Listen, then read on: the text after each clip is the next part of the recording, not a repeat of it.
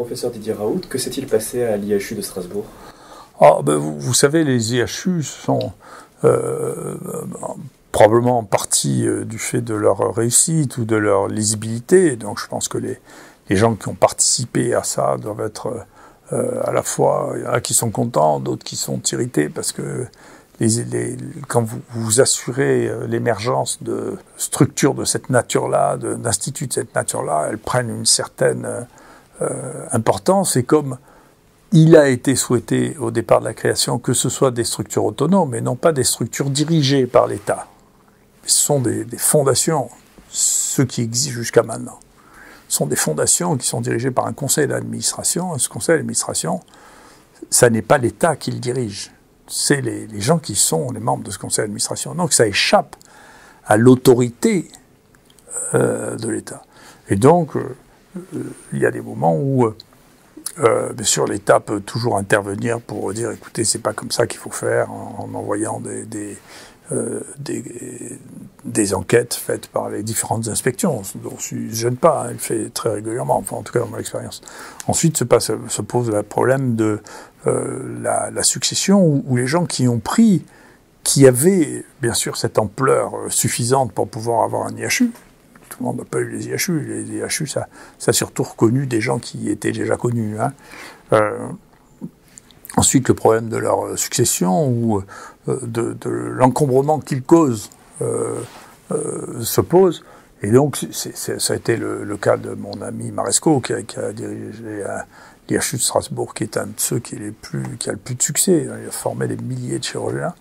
Et donc, il a fait, qu'on lui succède, il a fait un appel d'offres pour lequel c'est le seul d'ailleurs qui ait importé quelqu'un qui n'était pas de la maison, du cru, et avec lequel au bout de 2 ans il s'est disputé parce que les choses ne se passaient pas comme elles auraient dû se passer. L'histoire vient, alors bien entendu il y a des gens qui en médit de mon ami Marescot parce que c'est un mandarin, donc bien sûr c'est un immense chirurgien qui a formé des milliers de chirurgiens, bien sûr, c'est une légende Marescot, donc beaucoup de gens qui n'ont pas une réussite comparable de près ou de loin le détestent, si vous voulez. Et donc ils sont prêts à être avec n'importe qui pourvu qu'il soit contre Marescot. Enfin, les choses se sont résolues, le conseil d'administration a voté pour que le successeur de Marescot s'en aille. Donc les choses vont, j'espère, revenir à un niveau qui est raisonnable. Et donc ça monte, ça m'a fait penser, quand j'ai pensé à ma situation, à ce film qui m'a beaucoup fait rire quand j'étais jeune, qui s'appelait Papy fait la résistance. Et donc c'est vrai, les papys font de la résistance. Méfiez-vous, les petits jeunes, vous savez. Méfiez-vous, les papys ont des ressources. Et souvent, quand ils sont arrivés là, c'est parce qu'ils sont pas idiots et ils ont une certaine robustesse. Que voyez-vous de nouveau pour l'épidémie de Omicron? Eh bien, vous savez que, on a été les premiers au monde, je crois, à décrire qu'il y avait des variants. Et on a été parmi les tout premiers, ou les premiers, à décrire des hybrides entre 2 variants majeurs. Le premier a fait une histoire avec nos collègues français qui étaient irrités qu'on le publie avant eux. Le 2, donc, qui était un hybride entre le Delta et le Omicron. Un autre que l'on a publié chez une patiente immunodéprimée qui est aussi publié, qui était un hybride entre celui qu'on appelait le Marseille 4 et le Alpha, celui qui venait d'Angleterre. Et donc qui a attiré vraiment l'attention sur les hybrides. On vient d'en publier un nouveau qui est un hybride entre Omicron B1 et B2, mais tout le monde est en train d'en trouver des hybrides, et nous, on a maintenant ici 23 formes différentes d'hybrides entre les différents Omicron. Ça veut dire qu'il y a des réarrangements permanents dans le virus, avec le virus du Covid, en particulier avec ces variants qui sont probablement des variants persistants, qui sont très proches les uns des autres et qui se recombinent. Alors, c'est un phénomène qu'on ne connaissait pas à ce niveau-là, à ce niveau de fréquence, parce que, globalement, le monde avait, et nous, y compris, avait un retard scientifique absolument considérable dans l'analyse des séquences. Ce qu'il y a de plus près comme type de virus actuellement, de cette forme-là de coronavirus, c'est les rhinovirus, qui sont fréquents, mais une fréquence extrême. On a fait le diagnostic de plusieurs centaines, plusieurs milliers de cas d'infection par les rhinovirus qui donnent des rhumes banals, mais qui donnent aussi des portages asymptomatiques comme le Omicron. Leur degré de réarrangement et d'hybridation est quasiment inconnu parce que les chiffres, je vais regarder sur les banques de données que nous avons actuellement à notre disposition, c'est que sur le rhinovirus A, je vous parle, il y a des millions de rhinovirus qui circulent dans le monde. Hein. Sur le A, il y a 79 séquences, sur le B, il y a 29 séquences, et sur le C, il y a 55 séquences. Donc, en réalité, ce virus qui est le plus fréquent de tous les virus respiratoires est en pratique inconnu parce que personne n'a fait le travail. Donc, ça pose une vraie question, vous voyez, il y a une vraie question de science. Non pas de science déductive, mais de connaissance basale, qui est un des problèmes de notre science, qui commence à se combler un peu avec les stratégies d'Extrême-Orient, en particulier de Chinois, qui séquencent beaucoup. Mais il y a des vraies réflexions à mener, maintenant que, du fait du Covid, un certain nombre d'équipements ont été achetés pour pouvoir faire de la séquence à haut débit. Il faut séquencer les virus respiratoires pour comprendre ce que c'est que les infections respiratoires, que les mutations des virus respiratoires. Et si l'on avait eu ces données, eh bien, on aurait prédit moins de bêtises sur le coronavirus, vous voyez, et puis on aurait eu moins de désarroi devant le réaménagement, la réorganisation du virus. C'est pas la peine. De temps en temps, c'est nécessaire d'être paranoïaque, malheureusement, parce que ça existe, les gens qui font des petits complots, mais chaque chose nouvelle qui arrive n'est pas le résultat d'un complot. Donc, ces virus sont une virus très particulière, très singulière, qui a été vraiment de faire des variants, alors que des gens pensaient que les grands virus ARN avaient tellement de systèmes de réparation qui ne faisaient pas de variants. C'est la raison pour laquelle les gens ne nous ont pas cru quand on a commencé à dire qu'il y avait des variants. Il a fallu 4 mois pour que les gens réalisent que ce qu'on disait était vrai. Et ensuite de ça, les hybridations sont extrêmement communes aussi chez ces virus. Et c'est quelque chose qui n'était pas connu avant. On pensait surtout que les remaniements, dans le cas de la grippe par exemple, étaient dus au fait qu'il y avait plusieurs morceaux d'acide nucléique qui pouvaient faire comme dans une distribution de cartes, un assemblage de cartes différents et qui expliquait qu'il y ait tellement de variants. En réalité, il y a beaucoup de variants.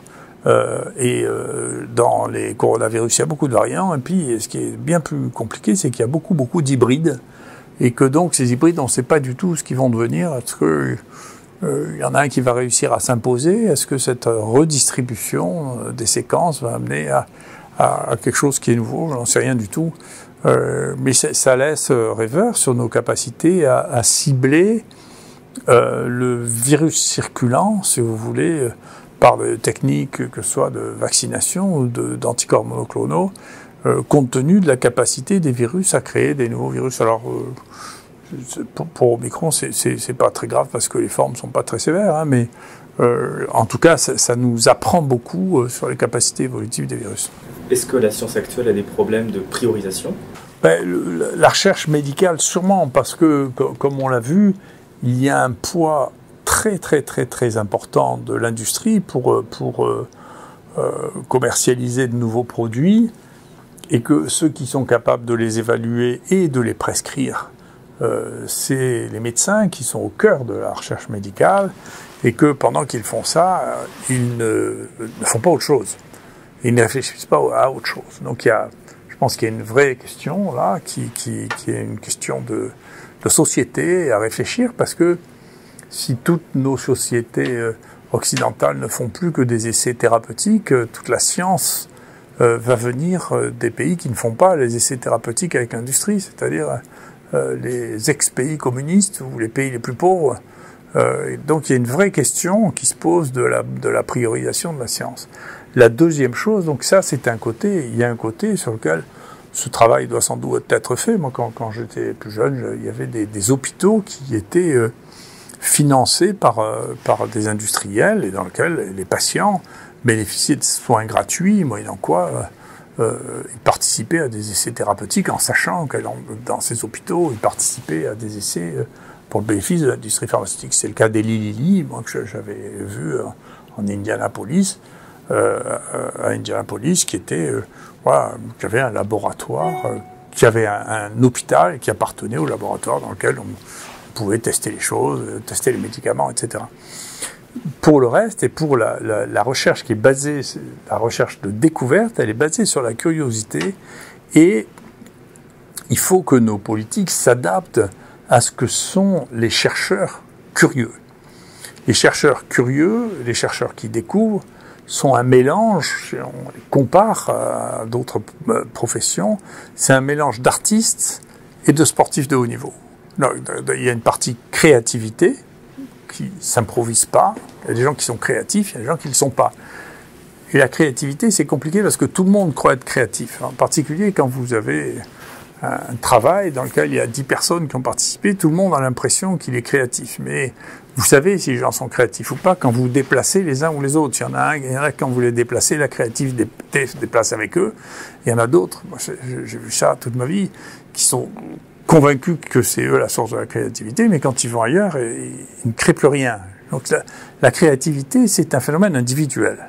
C'est pas un phénomène démocratique, la créativité. On n'a jamais fait de la créativité démocratique, ça n'existe pas. C'est un phénomène individuel. Et après ça, il y a le côté sportif de haut niveau, c'est-à-dire que après, il faut finir les choses. Tout ça, ça demande du travail, énormément de travail, de mettre les choses en forme, d'une forme qui soit acceptable, ensuite de faire accepter ces publications qui, pour les choses les plus importantes, sont toujours disruptives, pour employer un terme à la mode, et tout ce qui est disruptif est extraordinairement difficile à faire passer. C'est-à-dire que quand vous essayez de publier quelque chose qui va contre le sens courant, ne serait-ce que par le principe des peer reviews, c'est-à-dire la revue par les pairs, eh bien vous allez demander à des gens qui ne pensent pas ça, qui ont une manière de penser qui est sur le même sujet totalement différente et souvent antagoniste, d'évaluer un travail qui dit le contraire de ce qu'ils disent, puisque c'est disruptif. Et donc c'est extrêmement difficile, et c'est une des raisons pour lesquelles les publications qui étaient de nature académique et indépendantes de l'industrie pharmaceutique avaient une capacité à publier des travaux très très originaux qui étaient confirmés ou pas, ça n'a pas d'importance. La première fois qu'on fait un travail, ce qui est important, c'est de voir si les gens le confirment ou ne le confirment pas ultérieurement, s'ils reprennent la balle au bon. Mais il faut bien que ça sorte quelque part. Et donc ceux-ci, qui étaient les journaux des académies jusqu'à la moitié du XXe siècle, actuellement sont devenus des machines à faire de l'audience et éventuellement de l'argent avec l'industrie pharmaceutique. Et donc il manque cet espace-là. Par ailleurs, les gouvernements ont des difficultés à admettre l'autonomie des chercheurs. Les chercheurs sont autonomes, intellectuellement. D'accord ? Bon, il peut y avoir des sujets, c'est comme dans l'art, si vous voulez, vous ne pouvez pas dire que les plus belles peintures ont parfois été faites sur des sujets qui sont imposés. Mais la technique ou la manière de le réaliser, c'est celle de l'artiste. Que le sujet, que vous disiez, écoutez, moi je veux financer le cancer, ou je veux financer le sida, ou je veux financer le Covid, ça n'a pas d'importance. Mais la manière, si vous voulez, et vous ne savez pas ce qu'apporteront les découvertes qui seront faites à propos d'un sujet. Est-ce que ça s'appliquera à ce sujet ou à tout autre sujet? Non. C'est ensuite, une fois que vous allez lâcher la capacité des chercheurs à trouver quelque chose, en leur laissant la liberté de trouver, eh bien, vous aurez des choses. Et cette liberté du chercheur est quelque chose qui est complexe pour les gens qui sont issus de structures d'autorité. Vous voyez ? Et donc, ils ont des difficultés à admettre, c'est un problème pour moi des instituts, ils ont des difficultés à admettre la liberté de choix et la liberté d'organisation des chercheurs, en pensant ce qu'il devrait être que la seule chose que l'on puisse évaluer, c'est les résultats. Les chercheurs n'ont pas à obéir à un directeur de PST, c'est pas raisonnable. Et donc, il faut faire attention parce qu'il y a une tendance lourde actuellement, sur laquelle je me suis exprimé, à prendre des gens qui sont dans un mécanisme d'obéissance à l'autorité supérieure qu'à un mécanisme de libération des esprits les plus créatifs. Or, la science, c'est la libération des esprits créatifs. Et ça, c'est extrêmement important.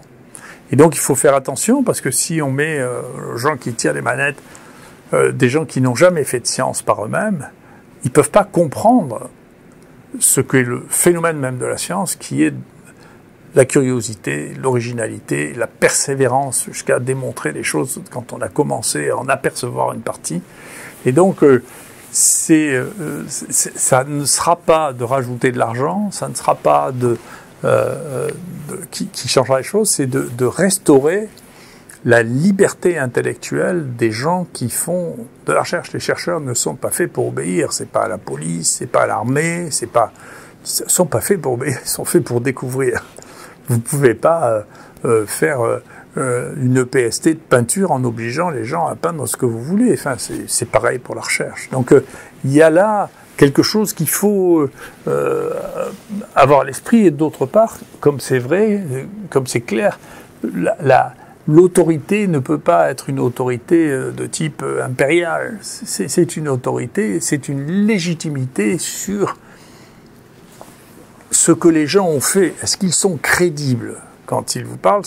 C'est comme si vous alliez expliquer à un paysan ou un viticulteur comment on fait les vignes, parce que vous avez lu ça dans les livres, et que vous n'avez jamais cultivé la vigne. Il ne vous croit pas. Vous voyez, vous regarde, s'il est poli, il vous dit oui. Mais si c'est bien que vous ne savez pas le faire, il s'en rend très vite compte. Il y a que, je sais pas, je suis étonné de voir dans une époque comme la nôtre où c'est si facile de savoir qui a fait quoi en regardant PubMed, Google Scholar. C'est très facile de savoir qui a publié quoi. C'est très très facile. Donc nous, on passe notre vie à faire de la bibliographie. Donc à chaque fois qu'on parle de quelqu'un, on va regarder ce qu'il a fait dans sa vie. Et si on voit qu'il a rien fait du tout, que ça pèse rien du tout, après vous avez son avis scientifique, on s'en fiche un peu. Hein. Vous voyez, c'est comme demander, vous essayez de faire un orchestre, et dedans vous regardez, voilà, dans quoi il a joué, qu'est-ce qu'il a fait, un acteur. Vous voyez, c'est très facile. Je ne sais pas pourquoi c'est juste dans la science qu'on ne regarde pas. Mais qui vous êtes, vous? Qu'est-ce que vous avez fait, vous, de votre vie scientifique? Et donc, il y a là une ambiguïté. Je redoute qu'un certain nombre de... C'est vrai que parmi les politiques scientifiques, il y en a qui étaient moins contrôlables que d'autres. Je pense quelqu'un que j'ai beaucoup admiré, qui était Claude Allègre, qui était un très grand scientifique, mais comme politique, je pense qu'ils ont eu des difficultés à le manager. C'est un peu complexe. Mais il a joué un rôle formidable dans l'évolution de la science en France, en particulier en restructurant toutes les études universitaires, ce qu'on appelle le 3-5-8 maintenant. C'est Allègre qui a mis ça en place, vraiment, enfin qui a eu l'idée, l'injection. Après, ça a été organisé par Jacques Lang, qui était un très grand organisateur, mais qui n'avait pas, bien sûr, la créativité scientifique d'Allègre. Allègre avait une créativité scientifique extraordinaire. Il a joué un rôle très important dans la tentative de promotion de la science. Mais je pense qu'en termes d'adresse politique, il n'était pas du même niveau que Jacques Lang, qui a une très grande adresse politique, et donc quand il a eu une feuille de route, il a réussi à la mettre en place. Donc la politique doit avoir cette association entre des créatifs et des gens qui sont des organisateurs. Mais on ne peut pas avoir que des organisateurs qui ne sachent pas ce qu'est la science. Ouais, donc il y a un vrai problème, à mon sens, qui est général, sur lequel il faut réfléchir. Parce que si vous n'avez que des gens qui ont été promus par leur capacité à se soumettre à l'autorité, ils n'assureront la promotion que des gens qui leur ressemblent, ils ne récompenseront que les gens qui leur ressemblent, et donc pas les grands scientifiques, puisque ce ne sont pas des grands scientifiques. Ils n'ont pas une estime particulière pour les grands scientifiques, puisque ça serait manquer d'estime pour eux-mêmes. Vous voyez, quand quelqu'un a franchi toutes les étapes en passant qui d'un cabinet, qui de nommer à une place, de nommer à une autre et de nommer à une autre, il pense que le sommet de la réussite scientifique, c'est d'avoir été nommé par des gouvernements successifs à des postes de responsabilité. Donc, ils pensent pas du tout, quand on va demander le truc, ils pensent que les gens qui sont bien sont les gens qui sont comme lui, c'est-à-dire qui obéissent à l'autorité qui est juste au-dessus d'eux. Oui. Et la science, ça n'a rien à voir avec ça. Il y a les scientifiques obéissants, c'est pas ça qui les rend des bons scientifiques. Pas ça qui les rend non plus des mauvais scientifiques, c'est des qualités différentes. Vous voyez, les qualités des scientifiques, ça se juge autrement que par leur obéissance. Et donc, c'est très dangereux à terme de n'avoir plus que des gens obéissants à diriger les structures de recherche. Il faut aussi avoir des originaux, il faut aussi avoir des gens qui ont du succès. Il ne faut pas avoir que des gens obéissants parce que c'est dangereux, parce qu'on stérilise, on enlève la créativité. Et donc si d'un côté, vous avez des structures qui sont de plus en plus dirigistes, avec de l'autre côté des structures qui n'ont qu'un intérêt, c'est de faire commercialiser des produits, eh bien la science va de plus en plus mal et vous vous retrouvez dans une situation dans laquelle, moi je vois, on a bouleversé les choses sur le point de la séquence des bactéries. Plus tardivement, dans la séquence des virus, on a commencé vraiment à exploser les compteurs sur les séquences du Covid, mais il y a un retard dans ce domaine, alors que il y avait beaucoup de séquences, mais on avait participé à l'explosion des séquences aussi sur le virus du sida.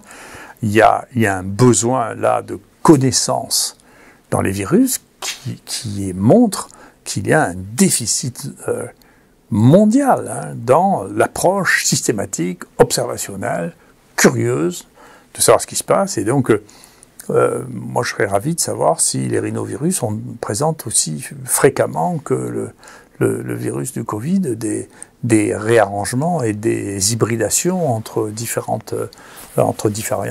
variantes du rhinovirus, qui est une chose qu'on ne connaît pas. Donc, on a un vrai besoin de recherche médicale avec deux aspects. Un, il faut laisser les gens courir quand ils ont la capacité à courir. Il faut les aider plutôt que de les en empêcher. Il faut leur laisser la liberté. Il faut leur laisser leur libre langage, qui est quelque chose qui était assumé depuis le Moyen-Âge, quand même, la liberté d'expression des universitaires.